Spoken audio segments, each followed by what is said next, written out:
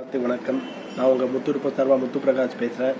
நான் இன்றைக்கி பேசுகிற டாபிக் பேர் யூபிஐசி யூனியன் பப்ளிக் சர்வீஸ் கமிஷன் எக்ஸாமில் ஒரு லேட்ரல் என்ட்ரின்னு சொல்லிட்டு ஒரு ஸ்கீம் கொண்டு வந்தாங்க என்டிஏல.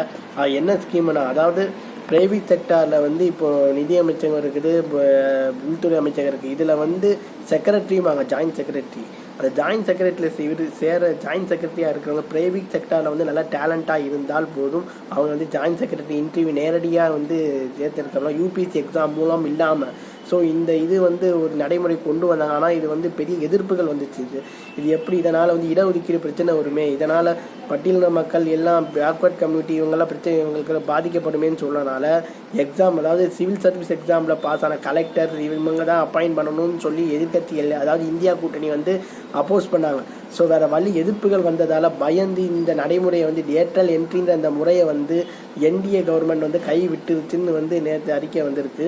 ஸோ இதனால் இடஒதுக்கீடு சமதர்மத்துவம் காக்கப்பட்டிருக்குதுன்னு எல்லாரும் சொல்கிறாங்க. ஆமாங்க, காக்கப்பட்டிருக்குது. ஸோ இதனால் என்ன விளைவுனா, இந்த ஜாயின்ட் செக்ரட்டரி அப்பாயின்ட் பண்ணல அரசியல்வாதிகளுக்கு நெருக்கமானவங்களும் அப்பாயின்ட் பண்ணுறதுக்கு வாய்ப்புகள் அதிகமாக இருக்குது. ஸோ இதனால் இது காக்கப்பட்டிருக்குன்னு சொல்கிறாங்க. ஸோ இதோட வீடியோ